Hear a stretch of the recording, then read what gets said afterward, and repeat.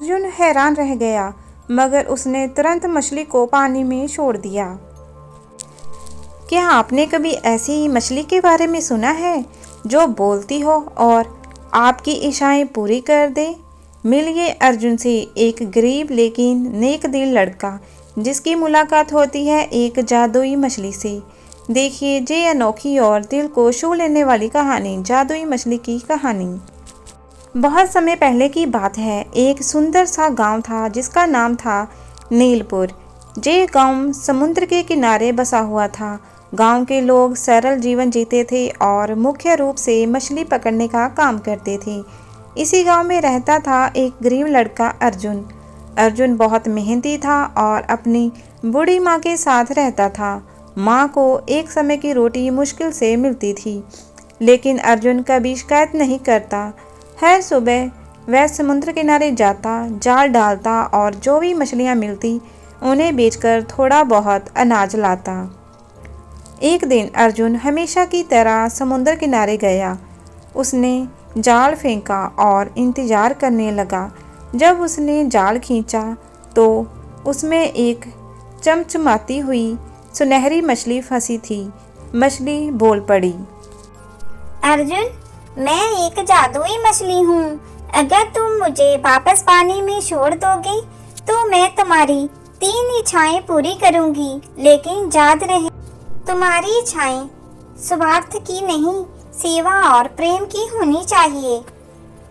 अर्जुन हैरान रह गया, मगर उसने तुरंत मछली को पानी में छोड़ दिया। मछली मुस्कुराई और बोली, पहली इच्छा बताओ। अर्जुन बोला, मेरी माँ की आंखों की रोशनी लौट आई ताकि वह मुझे देख सके। मछली की आंखें चमकी और चमत्कार हुआ। अर्जुन की माँ की आंखों की रोशनी लौट आई।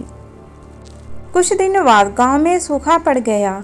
खेत सूखने लगे, तालाब सूख गए। अर्जुन फिर समुद्र के पास गया और जादुई मछली को पुकारा और मछली प्रकट हो गई।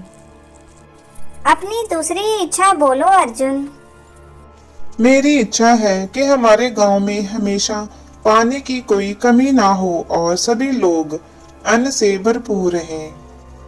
मछली मुस्कुराई और बोली, जैसा तुम कहो अर्जुन। उसी पल गांव के पास एक झरना फूट पड़ा जो कभी नहीं सूखता था। गांव हरा भरा हो गया। इस कहानी में एक और किरदार था, गांव का लालची सरपंच जिसका नाम था भोलानाथ।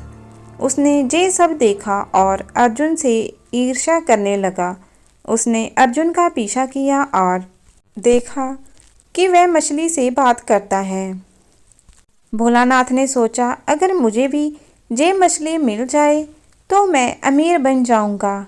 अगली सुबह वह समुद्र किनारे गया और अर्जुन की नकल करते हुए मछली को बुलाने लगा।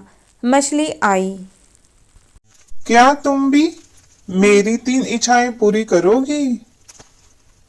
मछली बोली, हाँ, लेकिन तुम्हारी इच्छाओं में सेवा होनी चाहिए, स्वार्थ नहीं।